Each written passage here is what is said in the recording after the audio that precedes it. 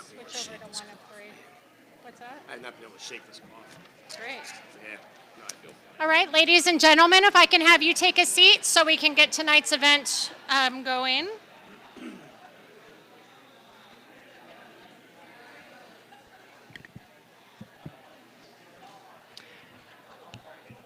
Again, ladies and gentlemen, if you can take a seat, and also at this time turn off any cell phone ringers in the audience.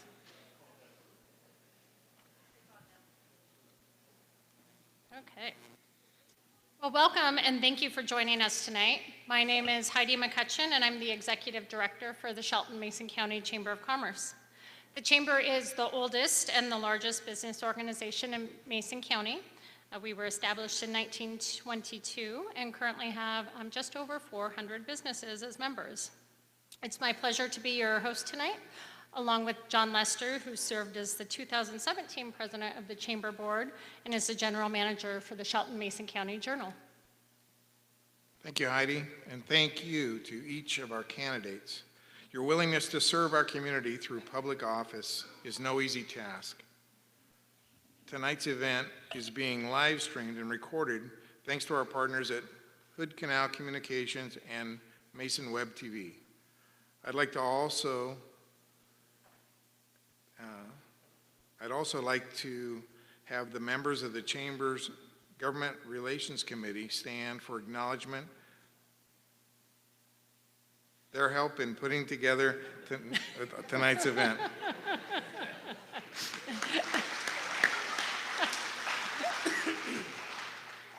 Before we get to our candidates, I invite you to stand and join me for the Pledge of Allegiance.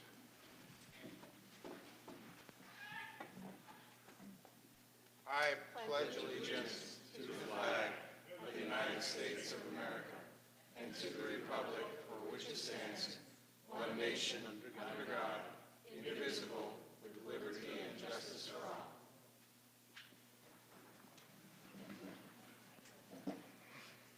Thank you.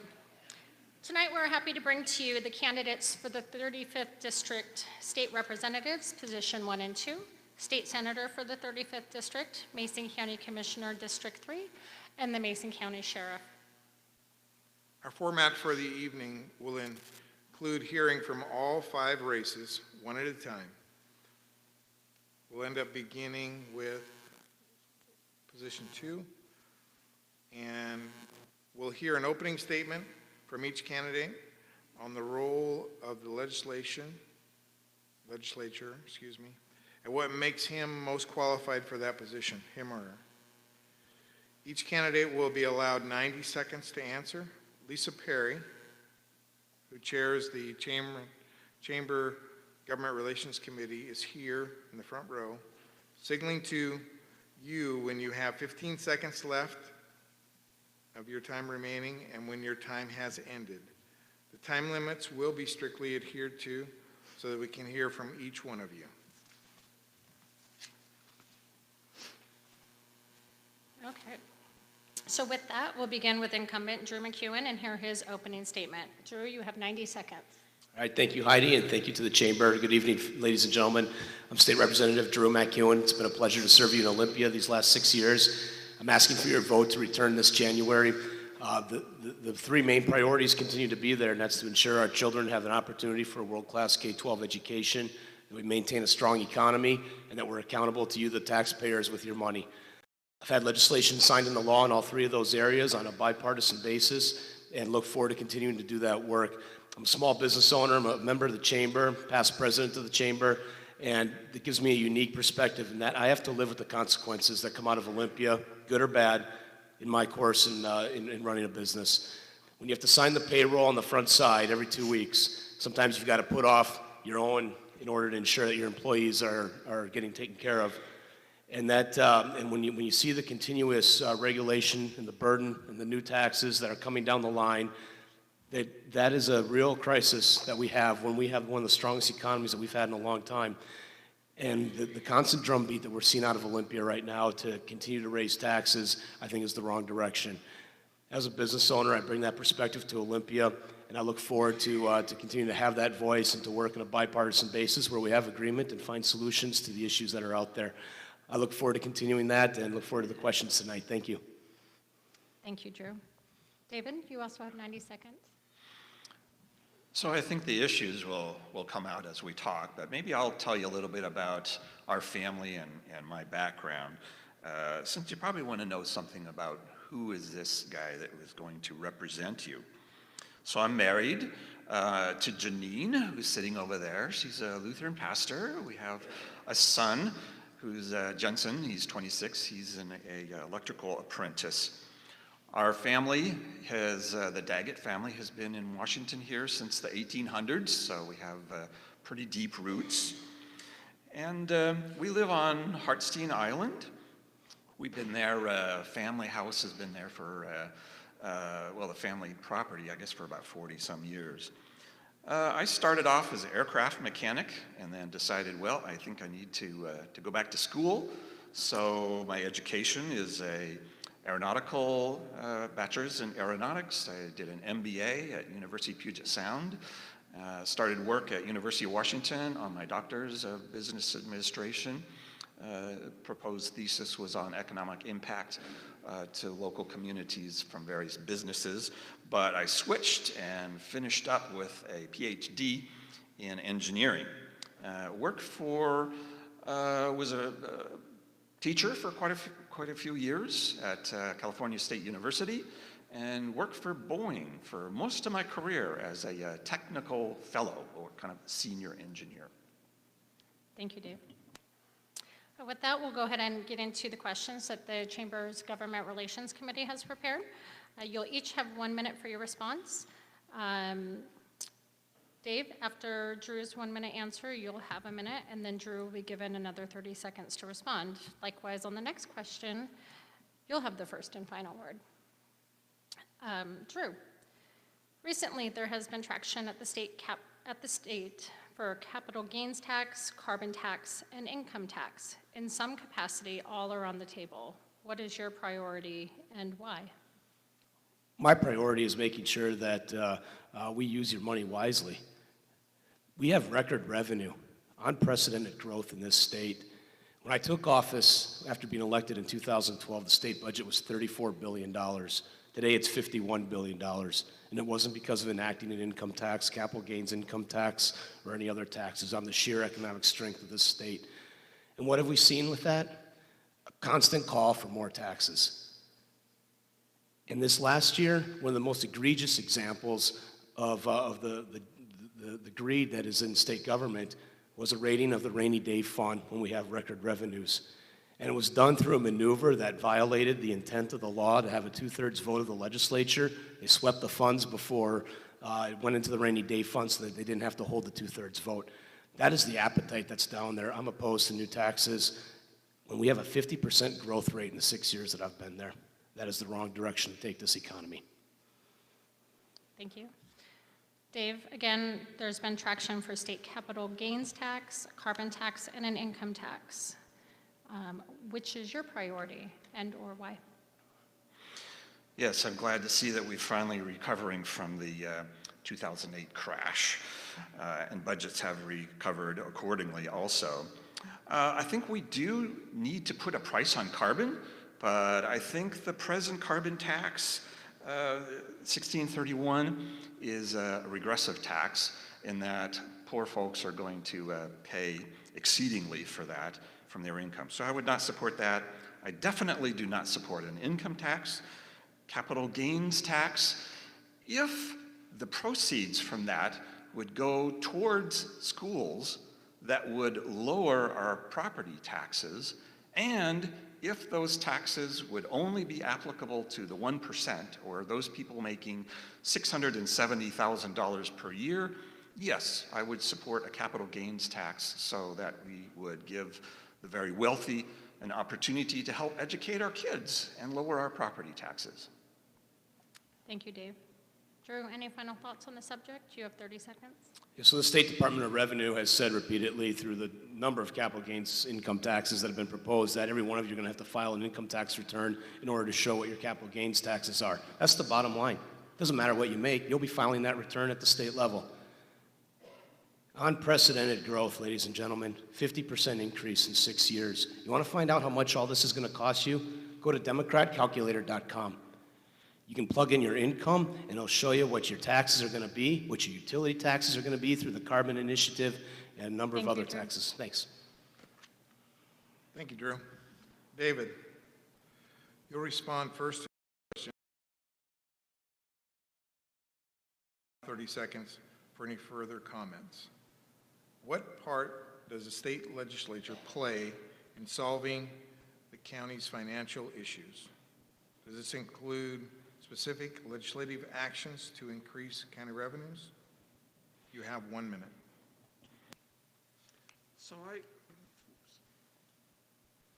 So part of my work at Boeing was to gather consensus.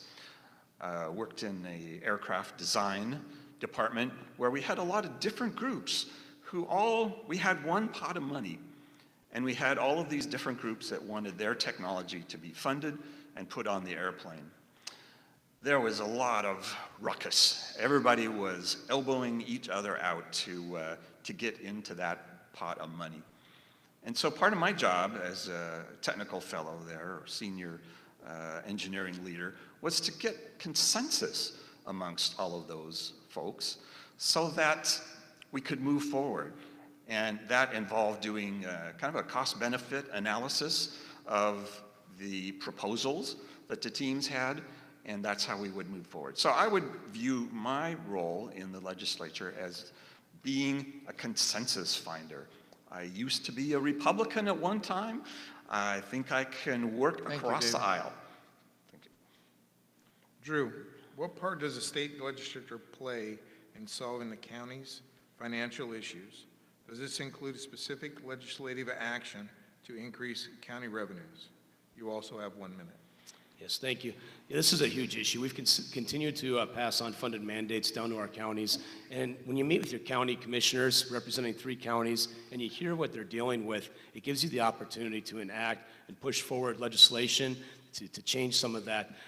Great example right now in Mason County, because of our corrections center here, we have a higher number of cases that we hear in this county because of incidents that occur there. I'm waiting right now to hear from the county on what that cost is and look at putting that into the budget next year to fund that directly to Mason County. We also look at things like marijuana, where we've told the counties, you got to enforce this, but yet we're going to keep the money at the state level. That's wrong. We need to make those changes and ensure that the resources for what they're intended are going to where they need to be. And in this case, in that specific example, it's going back to the county. So 1, we need to stop the unfunded mandates, and 2, going forward, we need to fund the ones that we've done in the past and ensure that our counties are receiving those dollars so that they are an extension of state government so that they can do the job that they're elected to do. Thank you, Drew. David, would you like to say anything else on the subject? You have 30 seconds. Yes, I think it's very important for us to fight for our share, to bring dollars back to the 35th. For instance, I understand that more of our gas tax money goes out of the district than comes back. And so that's an example where we can fight hard to bring more money back than what we're paying. Thank you, Dave. We'll now move into the questions that the candidates have prepared for one another.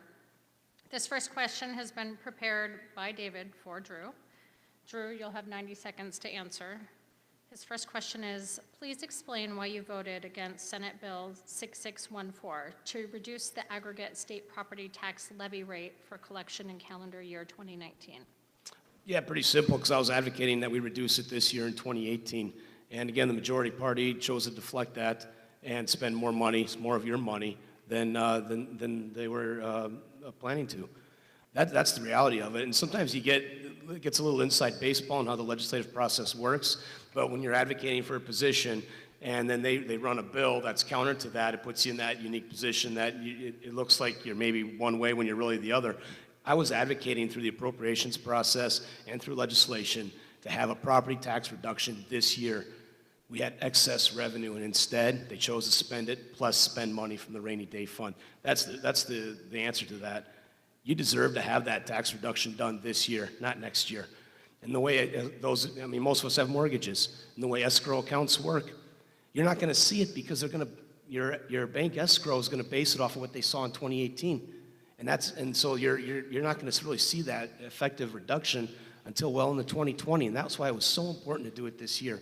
But again, majority party chose to spend all of your money plus. Thank you, Drew. Dave, you have 30 seconds to clarify or respond if you'd like to. It is important, and I applaud you for trying to get a property tax reduction this year.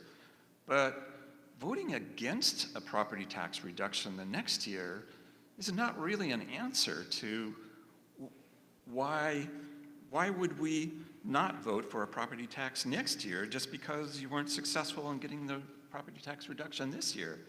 A lot of Republicans voted for that Democratic bill, and that's something that you're all paying for. Drew, would you like to respond again? If so, you have 1 minute. Sure. In order to, when you plant that flag and you're in the budget process, there's a handful of us that are in that leadership role, and you've got to stick to your cause. And when you don't control the gavel, yeah, they have the ability to run legislation to make it look that you're the opposite of some way. And again, I advocated that we either do a sales tax reduction or a property tax reduction this year. Thank you, Drew. David, here's the first question that Drew has prepared for you. You'll have 90 seconds to respond. Governor Inslee recently refused to sign certificates for students who participate in shooting sports, breaking with a long-held tradition of both Democrat and Republican governors because of his anti-Second Amendment position. Do you agree with this action? Well, I would need to look into it a little bit more, but let me say, you know, I've been a gun owner. I've owned 2 guns. One of them's even a semi-automatic gun. Our family, both myself and my wife, have been involved in sport, guns and hunting for many years. It's a part of our culture that is guaranteed by the Second Amendment. And so I fully support the Second Amendment. Thank you. Drew, you have 30 seconds if you want to clarify or respond. Yeah, I think it's unfortunate the governor chose to take that action. He's been against your Second Amendment rights for a long time. This is something that's been done for decades. Both parties, when they've had the governorship, have signed these. These are certificates recognizing people for accomplishments in shooting safety. And he's chosen to disregard that, and I feel that's very unfortunate. And, you know, say you support the Second Amendment, it's a little ironic when you have an F on a Second Amendment questionnaire. David, you have 1 more minute on the topic. Again, I support the Second Amendment. Drew, here's the next question that was submitted by David for you. You have 90 seconds to respond. Being a trustee of the Shelton Mason County Shelton Mason County. Didn't know I had Yeah, that. that just rolls right off there. Shelton Mason County Chamber of Commerce. What steps have been taken to ensure that the forum is unbiased? Yeah, no, I appreciate that. I'm not part of the Government Affairs Committee. I had no inside role in this. I never have. I was asked to fulfill the term of a board member that stepped aside this year. So I have not been a part of the Government Affairs Committee, and I have complete confidence in the Chamber's ability to run a fair and balanced forum. So I took no active role in how this went and answered the same questions that were given to all the candidates running. Thank you. David, you have 30 seconds to clarify or respond to Drew. Thank you, Drew. How do you like that for a short answer? Sounds good. Drew, you have 1 minute. I think we're good. Okay. The next question was prepared by Drew for David. David, you'll have 90 seconds for your response. Do you agree with the state Supreme Court, governor, and legislation that K-12 education is fully funded in response to the McCleary decision? Yes. Yes, I do. I'm a former educator myself. I taught in the School of Engineering at California State University for about 3 years, and so I really value education, and I think education should be fully funded. and I'm glad that we have a more stable funding basis for it now. I think there is quite an alarm that the funding level will go down. Here in Shelton, you know, our property taxes pay for education. Currently, it's something like $4.06 per $1,000 of assessed value that goes for schools operating and maintenance budget. Because of McCleary, that will go down to $1.50 per $1,000 of assessed value. According to the school district, they'll have a 43% reduction in school funding for operations and maintenance next year, unless another source of funding can be found. And that's why I'm in support of a capital gains for the very wealthy or the super rich that would help to bridge that gap. Drew, you have 30 seconds if you'd like to clarify or respond. Sure, well, that demonstrates pretty lack of understanding of what the entire K-12 McCleary solution was. That was on a bipartisan basis. The whole issue with McCleary was an over-reliance on local levy dollars for basic education. And so it capped it at $1.50. But what happens, the money isn't going away. Under the no harm clause in that legislation, it's being filled by the state. And so property-rich districts where they are paying more taxes are going to be backfilling districts such as this, where you see lower property values. And that was the whole gist of the McCleary. David, you have 1 minute. So in my discussions with the school district, I asked them what their plan was to make up for this shortfall. They said, we don't know. We're going to have a meeting in Olympia next week, but we don't know what we're going to do.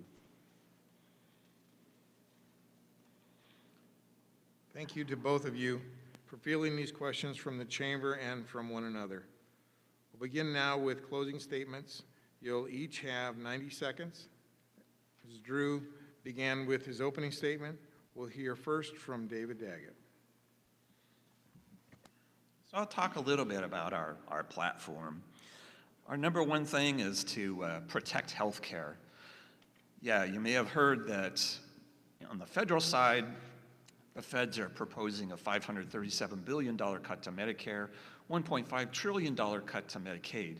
State legislators don't have an awful lot of control over what happens in the federal level, but as those benefits are cut, it'll become even more important to have somebody on your side that will stand up for you for the state health care benefits, such as supplemental Medicare. I've talked a little bit about reducing property taxes. I sincerely want to do that. And we talked a little bit about our plan for that, and also improving the local economy. We've seen that unfortunately, the 35th has led the Puget Sound area in homelessness and poverty and unemployment rate. And so I think a new voice, somebody with some ideas, might help to address that. At Boeing, I was kind of their idea man, came up with many different solutions that Boeing implemented. And so I would like to carry on that tradition here in the 35th District, and I would be honored to be your servant. Thank you, David. We'll end up things with Drew McEwen. Thank you, and thank you to the chamber. And I, again, appreciate the opportunity here to be here and to earn your vote. Real quick, addressing this issue, and Dave, I mean, there you go again. There was a press release that a Democrat congressman did saying Republicans are going to cut $537 billion. There was no Republican proposal. It was a Democrat press release that news organizations then took and ran with. There is not a proposal to do that. So let's just clear that up right now. And you know that just it adds to the misinformation that happens during campaigns, and that's unfortunate. I voted to expand Medicare in this state. Not a terribly popular decision in my own caucus, but I will take those opportunities where I think it's the right thing to do. I also voted to invest in children to help prevent crime. This was a huge bill that was a big lift that the sheriff's organization across the state supported. I did that in opposition to my party. I will, when it's right, make those bipartisan stands, and I've done that before, and I'll continue to do that. Folks, this isn't the time to raise taxes. It just isn't. And again, I'd encourage you tonight, or do it tonight on your smartphone, go to democratcalculator.com and see what it's going to cost you. The estimate on a $50,000 family income is $7,000 in new taxes. That is not the direction to go. I look forward to earning your vote, to returning to Olympia, to again work on bipartisan solutions to the issues that face the state, and appreciate the opportunity to be here. Thank you. We appreciate both of you for sharing your views and your platform with us this evening. Thank you.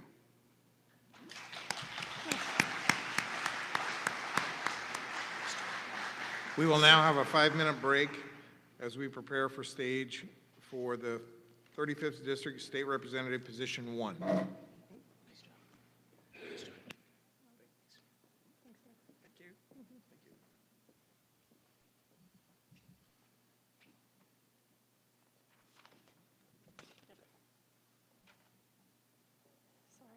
I was trying to hand that to you and make sure that it was good. So, if we switch the direction that they're going, will that help the reverb on that one? Do you want me to switch?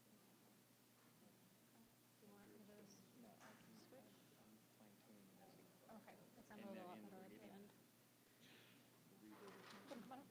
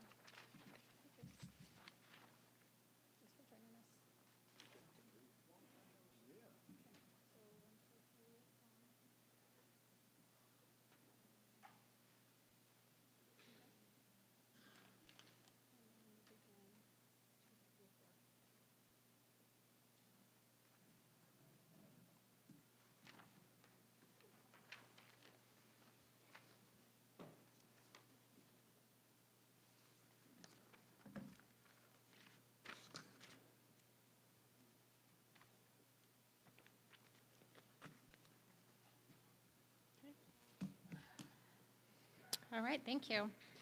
So as we begin the second leg of tonight's forum, I will begin with opening statements with the incumbent, Dan Griffey. 90 seconds? 90 seconds. Thank you so much. Oh, we got to turn the mic on. Thank you. So thank you so much to the Chamber and to iFiber and to the Journal for hosting this forum, and thank you all for showing up tonight. Those that don't know me, I'm State Representative Dan Griffey. I'm a lifelong resident of 47 years of Mason County. I'm a professional firefighter by trade. I'm married to my wife, Diana. I have been married for 27 years. I have 3 lovely daughters and 3 wonderful grandchildren. Professional firefighter by trade. I've worked in Olympia to respect private property ownership rights, get amendments to the Growth Management Act, and my latest passion is ending the statute of limitations on felony sex crimes, which we've come very close to getting done. Helping those who have diminished voices is a key that I do in Olympia, and being a consensus builder. So to answer the question, every bill that I've worked on, and I've passed 9 bills in 4 years, and passed hundreds of co-sponsored bills in those same years. They've all been bipartisan, and that's how you get things done, building coalition and making sure that Mason County's voice is heard and heard loud. I will be your pit bull if you send me back to Olympia continuously. Thank you. Thank you, Dan. James, you also have 90 seconds for your opening statement. The microphone is on. My name is James Thomas. I was born and grew up in Cleveland, Ohio, made my way down to New Orleans where I lived for 20 years, started a medical manufacturing company down there. And when I got to a point with my company that I could be anywhere in the world that I wanted to be, I moved here. My business has been located at the Port of Shelton since about 2004, and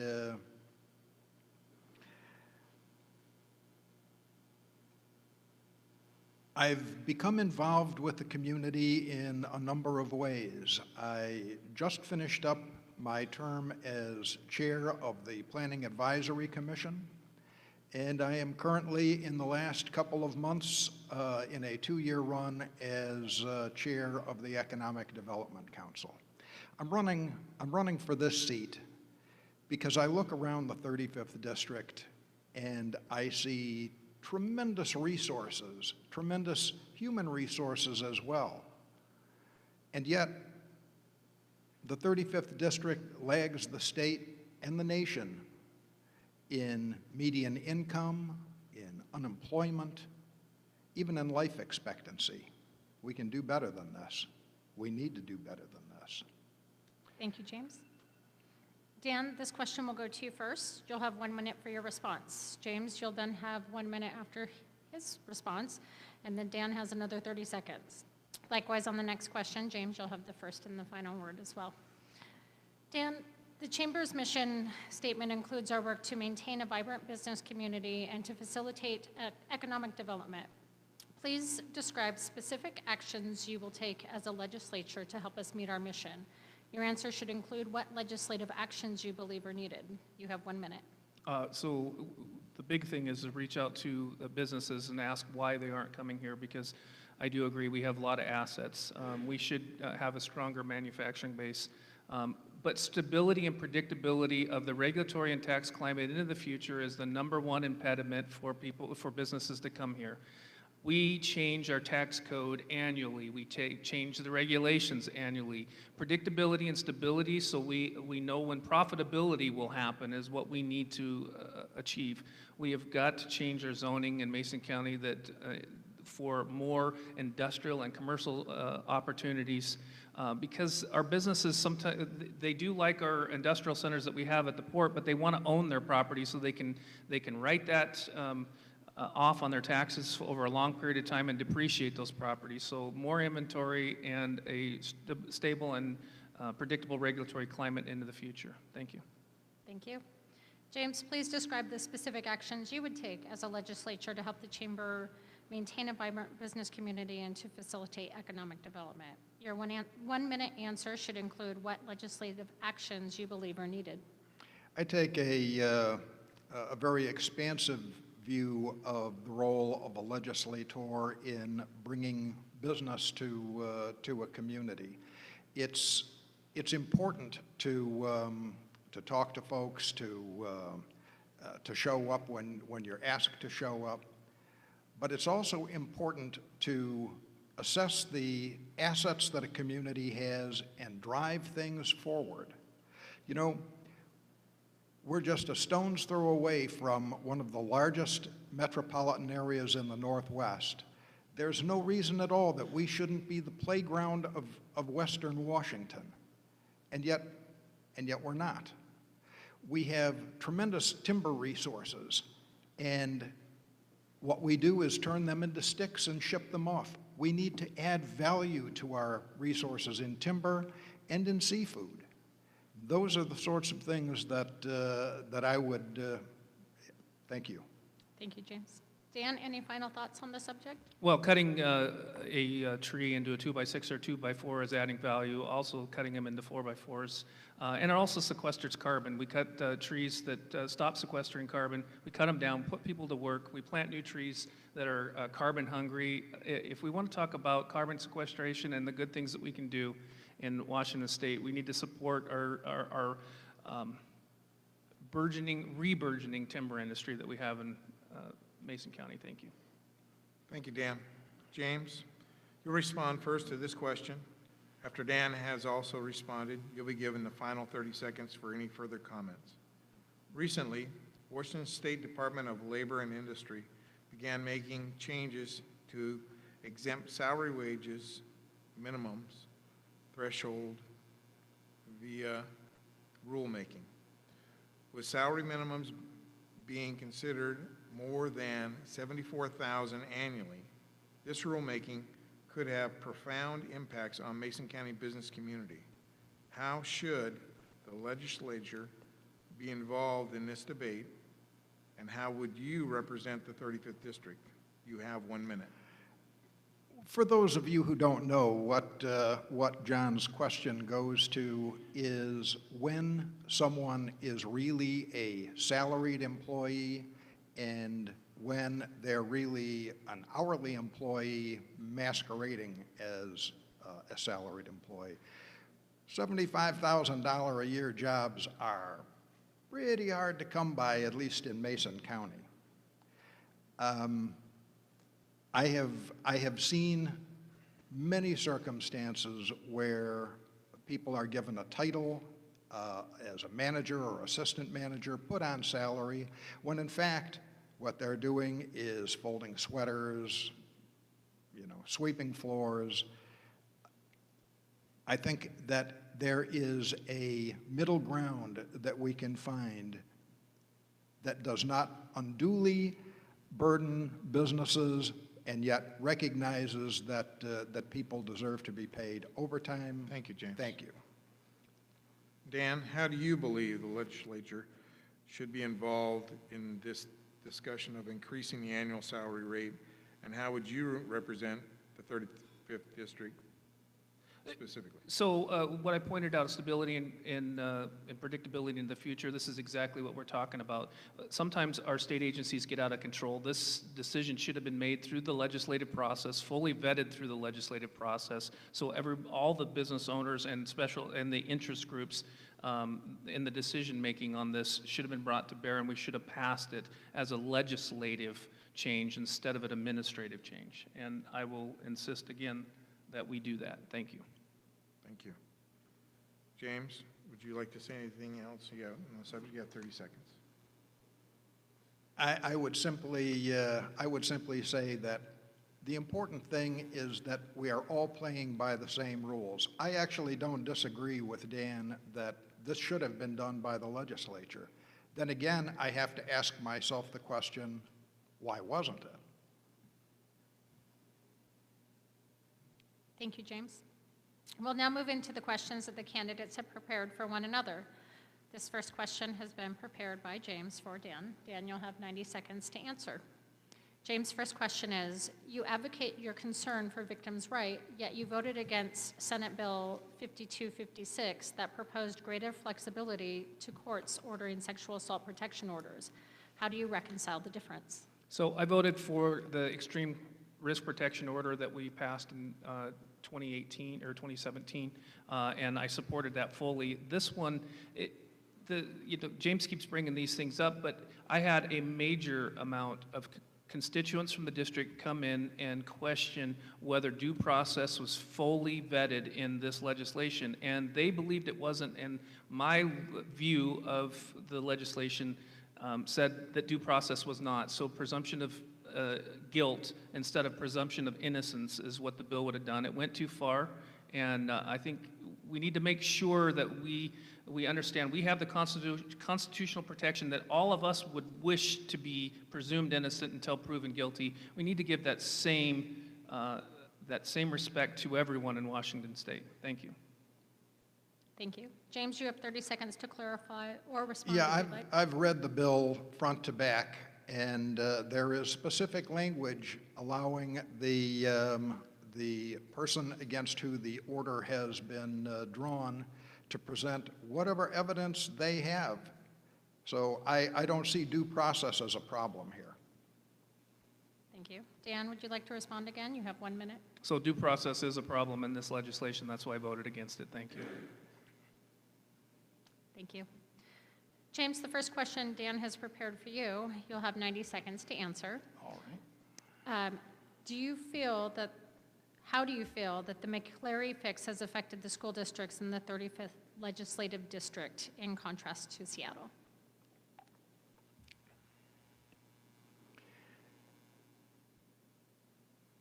Rural school districts throughout the state have struggled traditionally against richer and more urban school systems.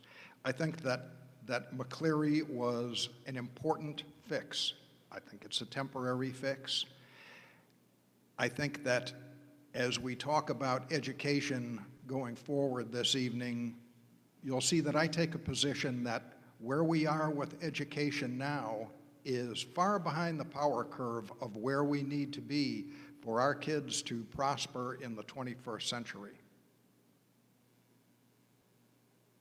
Thank you. Dan, you have 30 seconds if you'd like to clarify or respond. Yeah, thank you. So at the Hood Canal Forum, James said that I voted against the McCleary fix bill. So it was the bill after McCleary that dealt with McCleary. The reason I voted against it is because the compromise the major funding went to Seattle, and we put our school districts in a major disadvantaged position. And I don't see why or how he could support that. I don't support it because we were put in an uncompetitive, disadvantaged position. Thank you. Thank you. James, you have one more minute on the topic? Yeah, we started in that same unfortunate position. And look, in a perfect world, I would have preferred a different fix. But you know, the way that legislation works is sometimes you have to get to the best deal that you can with the understanding that it's not the last deal. You know, this is going to take more work. I've said from the beginning that I am in support of something like the luxury tax used by professional sports teams to make sure that that some of the largesse from Issaquah and some of the other well-funded school districts is shared more evenly with districts that have fewer resources. Thank you. Dan, here's the next question that was submitted by James for you. You have 90 seconds to respond. You voted against House Bill 1843 for the McCleary fix, against Senate Bill 5258 to establish the Washington Academic Innovation and Mentoring Program, and against House Bill 1439 that protects Washington students from predatory and fraudulent marketing practices by private colleges. All these bills passed and were signed into law even with your vote against. How did these no votes improve the education environment for Washington students? Superintendents in the 35th district called me and told me to vote no on the McCleary fix, and I used their knowledge as a guiding tool. The rest of the bills that he talked about, they're all problematic. The private school bill that he was talking about, yeah, it specifically targeted private schools, and it also, there was some concern about drying up the lending market in Washington State.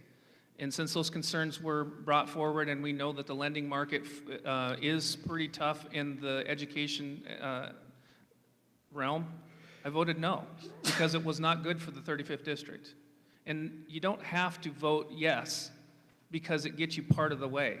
My job is to go to Olympia and say, we're going to get the right bill, and if we're not going to get the right bill, I'm going to vote no, and I'll do that for the citizens of the 35th district. We didn't get it right, so I voted no. Thank you. James, you have 30 seconds to clarify or respond to Dan. Yeah, I would simply say that here again, I've read that bill front to back, and I have a copy here if anybody is interested in looking at it. There's nothing problematical about that bill. You know, most student loans are federally guaranteed to begin with. I don't see that market drying up at all. Thank you. Dan, you have one more minute to discuss the topic. Yeah, quite frankly, if we don't perfect the bill, if it's not supported in a district, I'll vote no. And that's the way that my constituents have given me the marching orders to be that for them, and I will always be that way. We didn't get all three of those bills right, so I voted no. Thank you. The next question was prepared by Dan for James. James, you'll have 90 seconds to respond. The Washington State Constitution requires that all taxes must be applied equally. As such, why do you support a higher graduated income tax? Yeah, let's first start by saying that my proposal is to eliminate the sales tax, which is a terribly regressive tax, and replace it with an income tax, very much as they do in Oregon. Now, it is true, the Washington Constitution says that we have to apply all of these taxes equally.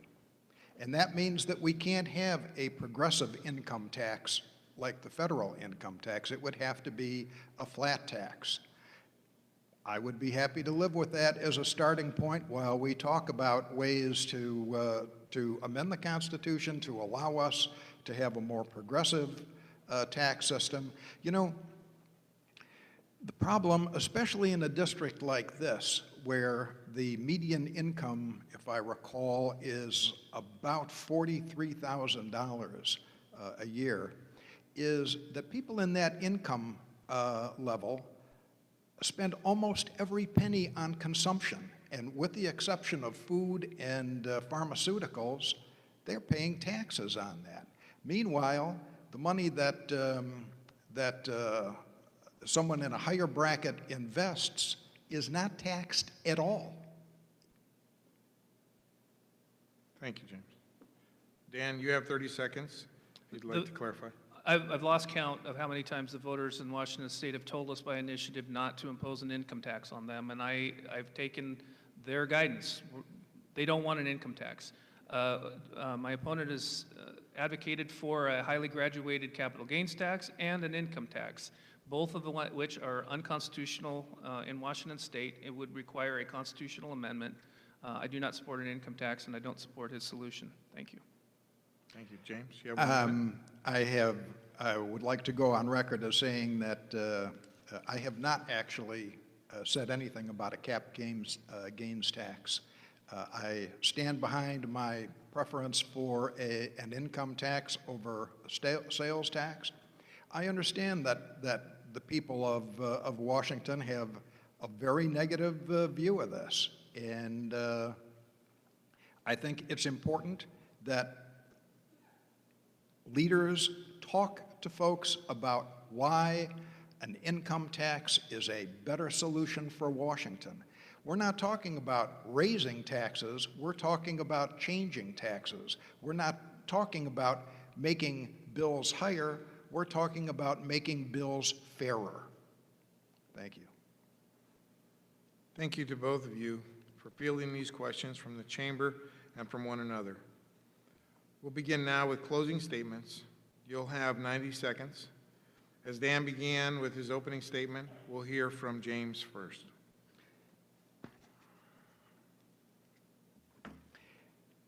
Here we are in a middle school, and I guess I'm going to close talking more about education than anything else.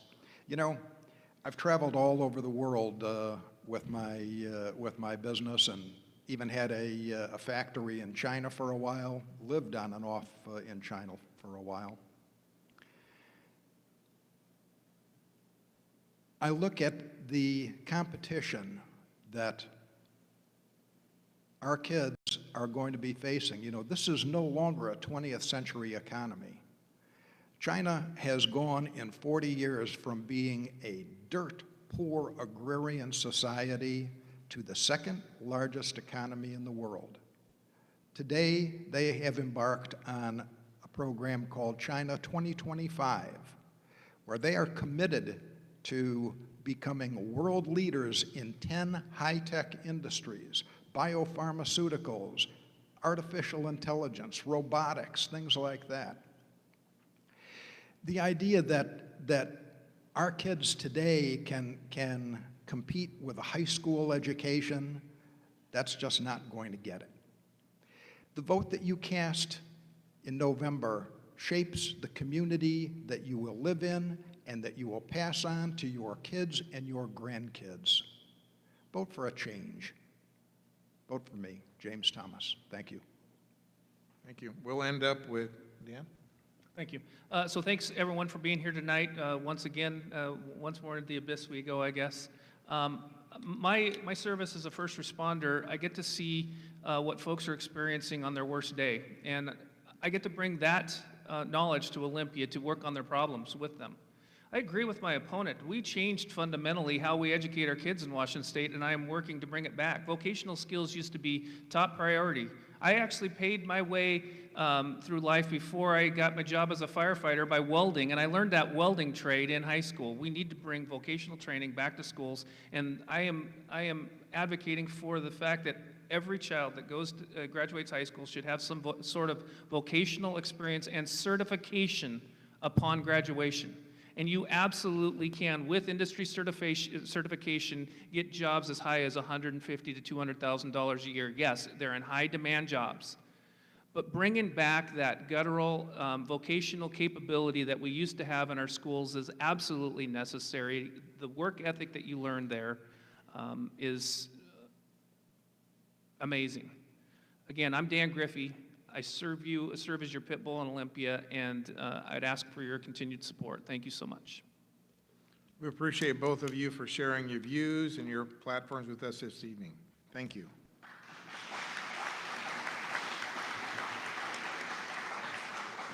We'll now have a few-minute break as we prepare the stage for the Washington State Senator for 35th Legislative District. James? Thank you. Thank you.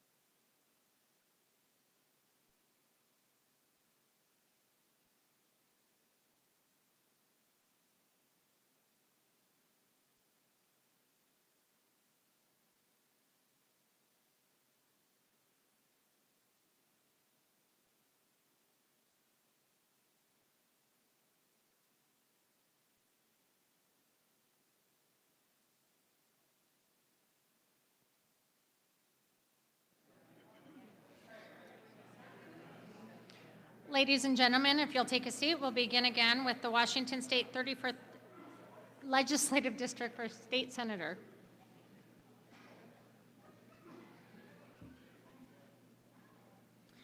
We'll begin this portion with opening statements from the candidates, beginning with incumbent Tim Sheldon. You have 90 seconds. Thank you, Heidi, and thank you for coming tonight and for the Chamber for putting this on. The question was, what do you see as the role of Senator for the 35th District? And I see the role as to be an advocate for our district and not an advocate for a particular political party. And the second part of the question is, what makes you an ideal candidate?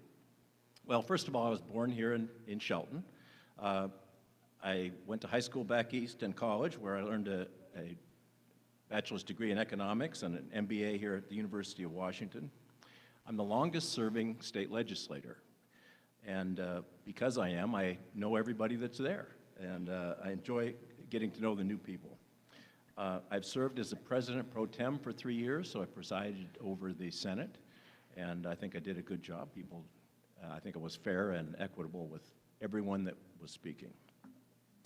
I have a business background. Actually, years ago, I was the business manager for the Squaxin Island tribe before they had the casino, bought some land for them. And then I was the executive director for the Economic Development Council for 18 years here. Actually, worked with James Thomas when he brought his company to Mason County out at the port. I was also a county commissioner for 12 years, and I am also now the general partner for Shelton Properties. That's our family business. We've been in business since 1941. My sister Tony is a retired judge, and my brother Tom, a federal Thank you, Tim. Retired prosecutor. Irene, your opening statement, you'll have 90 seconds. Thank you. I'm very pleased to be here. Thank you. I'm very pleased to be here. I'm Irene Bowling. I'm running for the 35th Legislative District, which includes Kitsap County, where I'm from, and all of Mason County and part of Thurston County. The reason I'm running is I believe that we can make some incredible changes here in our district to put us into this next decade with prosperity and economic growth that I feel has not been accomplished in the 27 years that my opponent has been in power here for the 35th LD. I am a small business owner. I've had a business for close to 40 years. I am the daughter of a Navy veteran. My dad just died last year. He was a World War II vet. My husband worked for Ross Perot, was a government contractor for many years for the Navy. I have 3 grown children, and I've had many, many students. I'm an educator, and I also have a music school. I've basically catered to the Navy community and the shipyard community. My uncles were loggers here in Mason County, and I went to school went to college when I was 16 and went through all those years on scholarships. I believe in really, really hard work, innovation, but prosperity and bringing money into this area is the bottom line, and I'd like the opportunity to talk about that later here this evening. Thank you very much. Thank you, Irene. Tim, this question will go to you first. You'll have 1 minute for your response. Irene, you'll have 1 minute after his answer. And then Tim, you'll be given another 30 seconds to respond. Likewise, on the next question, Irene, you'll have the first and the final word. Tim, job growth continues in rural areas at a much slower rate than in King County. What is your vision for job growth in the 35th District? You have 1 minute. Well, thank you. As the Economic Development Council Director and County Commissioner, I worked very hard as a legislator for new jobs. You know, our unemployment rate in Mason County right today is 6.4%. It is quite low. I've worked as a legislator and found a portion of our state sales tax that is kept by the county every year, and that's about $600,000 for them to invest in infrastructure. They can also use that money to bond with for 25 years. So they've invested in sewer systems. We have invested at the state level in road projects. You notice the road project going out at Lynch Road. I found that money back in 2005. It's almost completed now. The Belfair Bypass, now called the SR3 Freight Corridor, is bringing new jobs and will bring new businesses into Belfair. The widening project I found money for the state to Senate budget as well for that project. The Pretty Creek Bridge, big project, $8 million, keeps us out of the floods if you're going north across the river. Thank you. Thank you.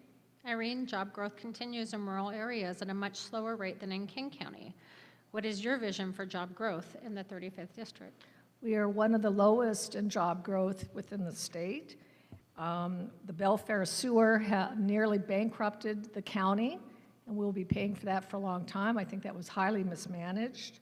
Our education system is not up to par compared to urban areas, and that needs to be increased. We need to expand Olympic College. We have to have an educated workforce and a reason for people to move here and to bring their families here.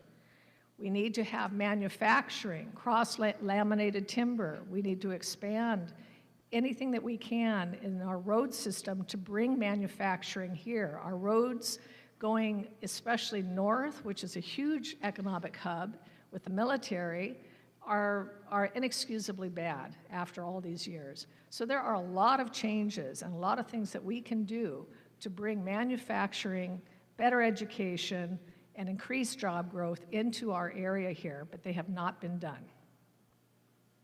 Thank you. Tim, you have 30 seconds for any final thoughts on the subject. Well, I would disagree vehemently with my opponent. Mason County is the most rural district in the state. We like it here, actually. We have less traffic than they do in Seattle, and I think we like that as well. As for manufacturing jobs, we have a new mill in town, which is one of the most innovative, modern mills on the West Coast. I helped them locate, they acknowledge that, and I'll tell you, that is an asset. They are hiring today. We have new jobs and new energy in Mason County, and I'm very proud to have been a big part of that. Thank you, Tim. Irene, you'll respond first to this question. After Tim has also responded, you'll be given the final 30 seconds for any further comments. Forest products and shellfish are two of the biggest industries sectors in Mason County. Is there a need for support at the state level for these industries? If so, what? If not, have 1 minute. Absolutely. Considering a huge part of our county and the revenues for the county are from the timber industry, this is extremely important. Tourism, one of the reasons we all live here is because of the incredible trees and forests that we have.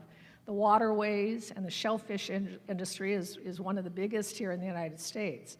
However, we have a situation where we are shipping our timber to China to be processed, and then it's shipped back to us at a profit. We have tariffs that the Trump administration has put on that has brought the average house price up $9,000 per house because we are importing our lumber from Canada. 90% of the timber that we're using in this state is from Canada. Why is that? We obviously, as state legislators, have to do something to protect our industries here.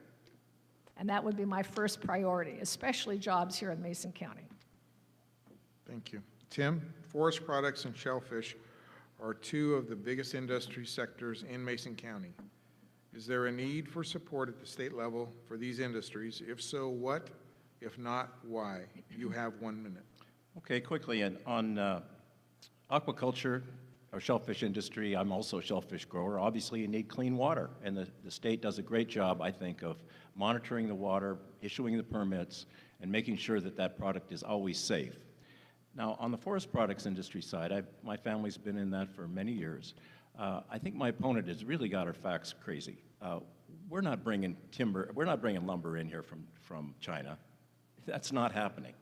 And what you see out there are log trucks, almost 250 log trucks a day will soon be at the Sierra Pacific Mill.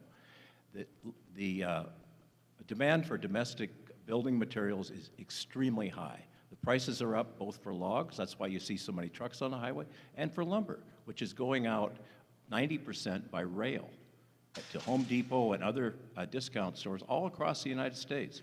We are doing very well, but my opponent keeps saying, and which he said in Bremerton, the logging industry is dead in Mason County. That is completely untrue. Thank you.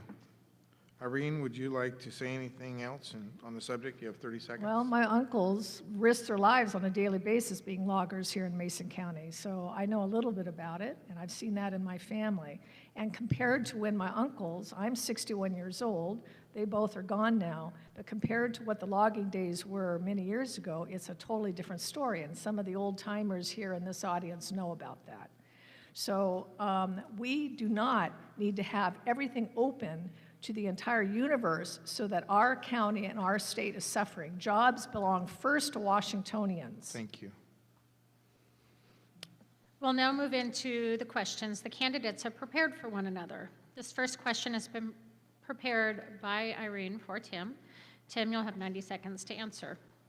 Irene's first question is, you serve on the board of Energy Northwest, which proposes manufacturing and operating small modular nuclear reactors in Washington state. Would you welcome these privately owned and manufactured reactors in the 35th district? Okay, that question is, again, a little backwards.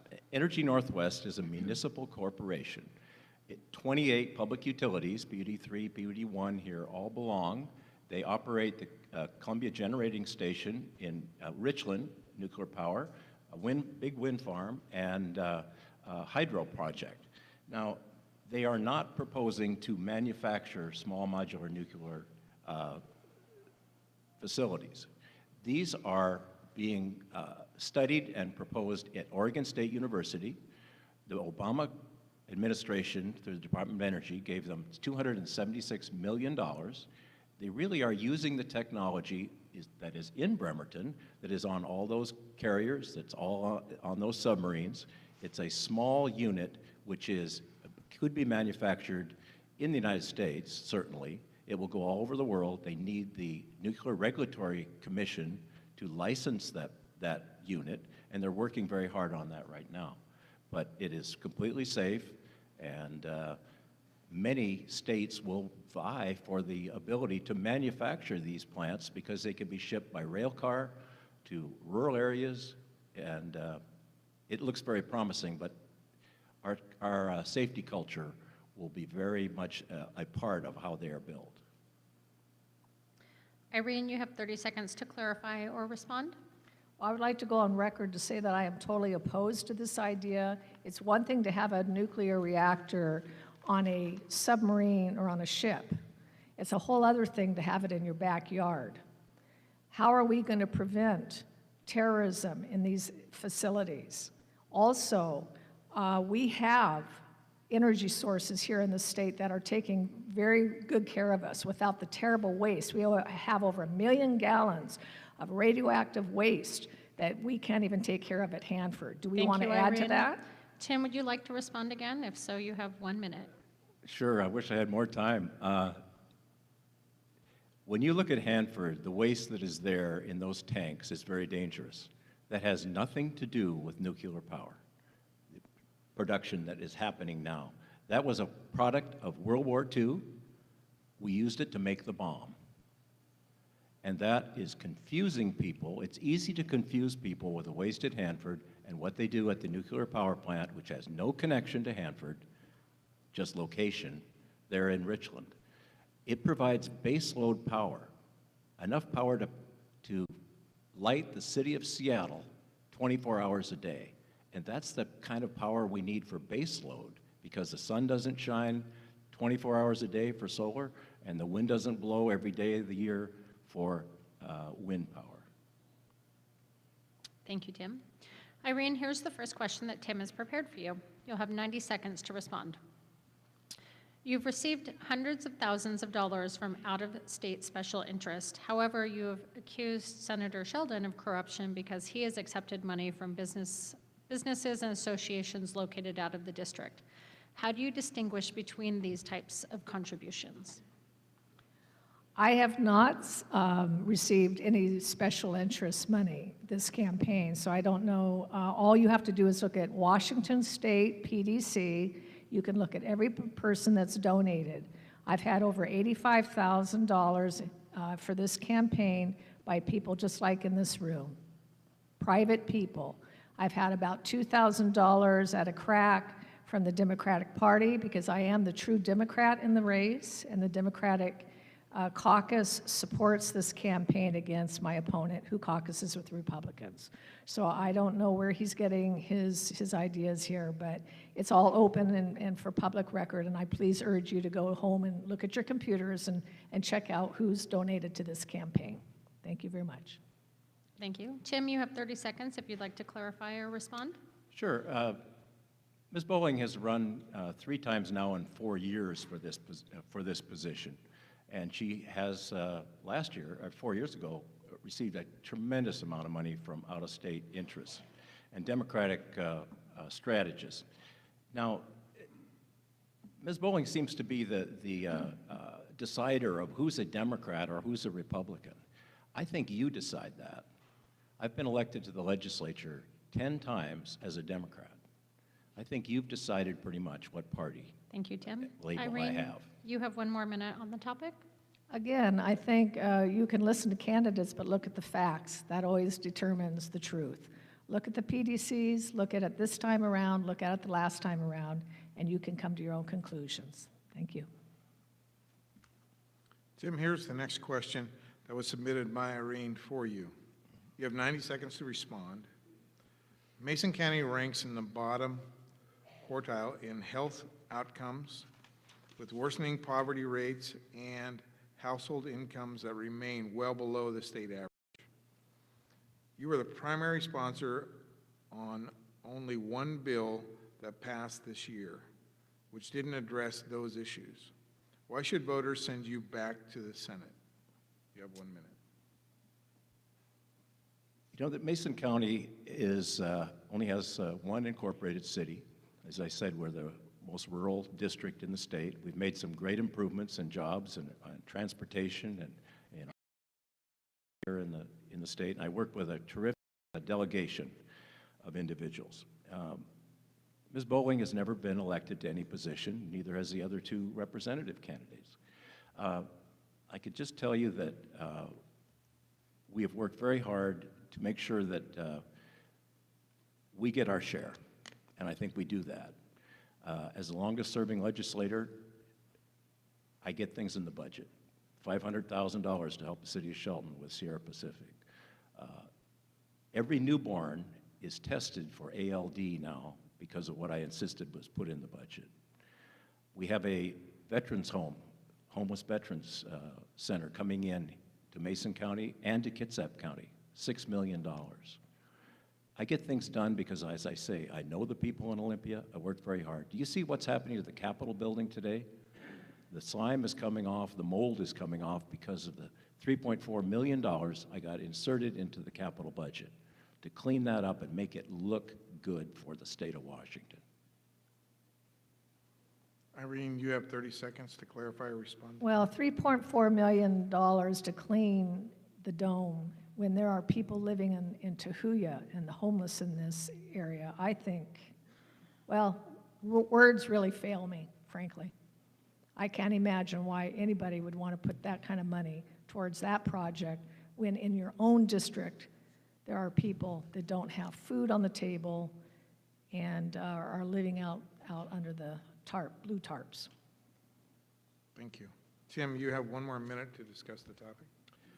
Well, she makes me sound like an ogre. I mean, why would I be supported by such groups as Stand With Children, for example?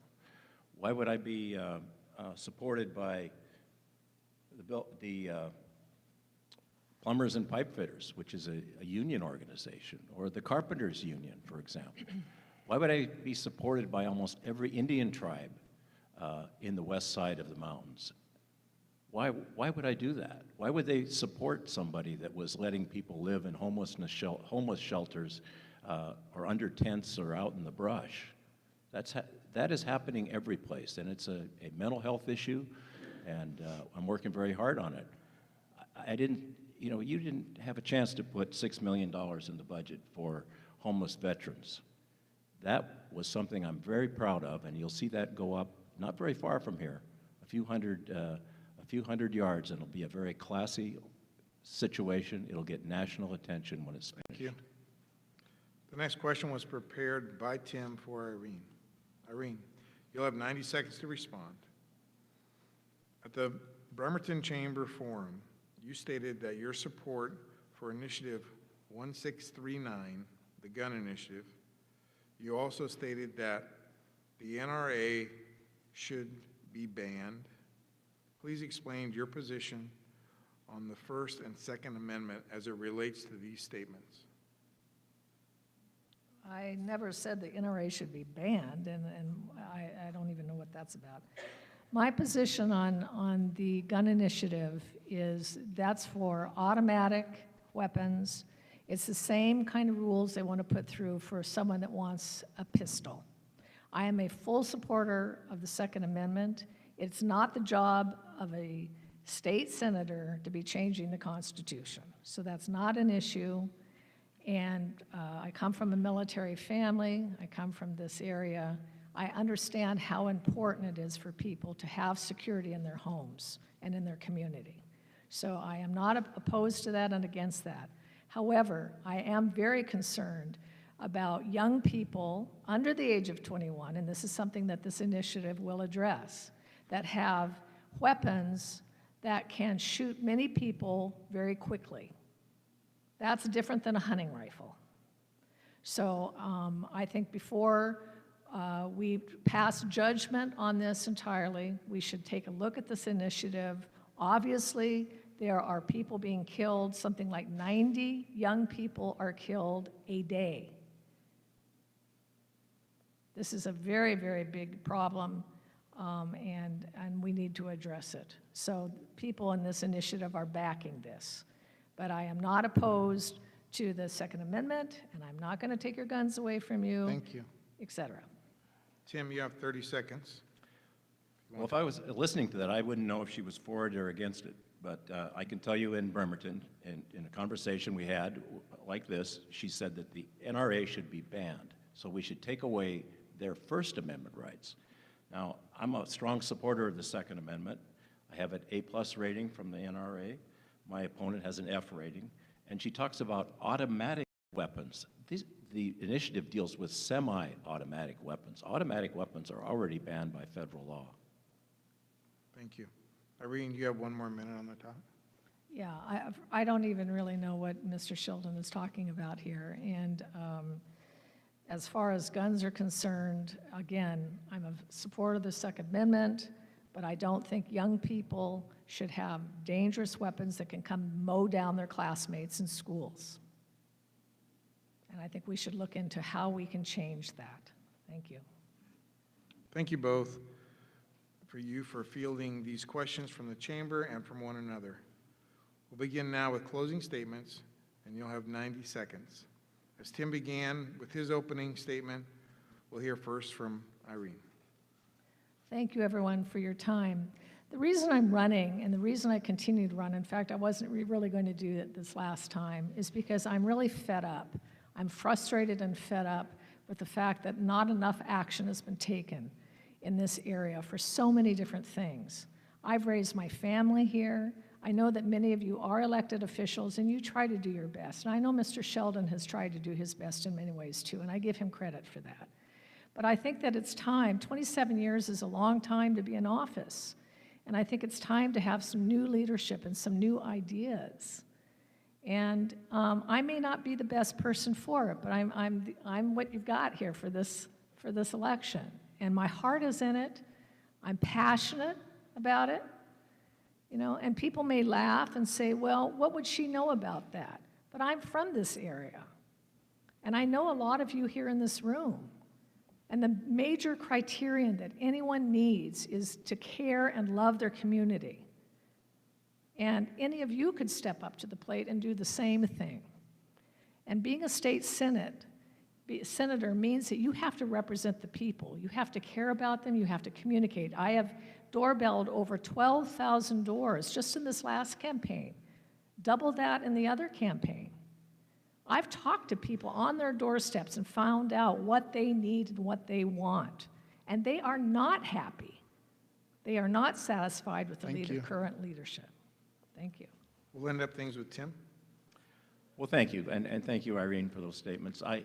I feel very passionately about the 35th District. You know, I've had a lifetime of public service. I mentioned some of the positions, and I really take it seriously.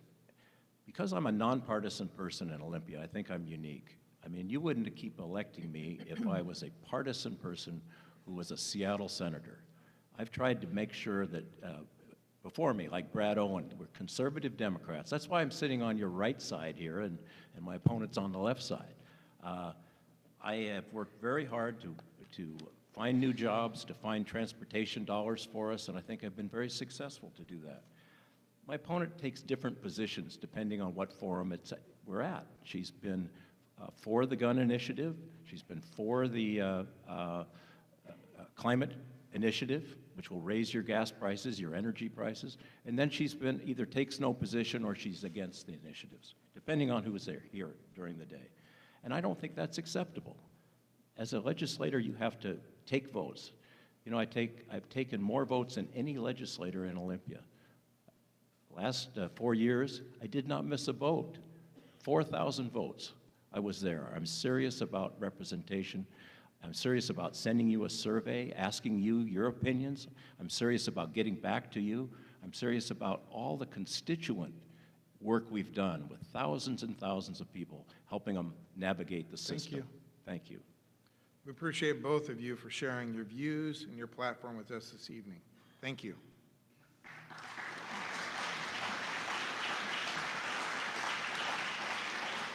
We'll now, as we prepare stage for Mason County Commissioner District 3.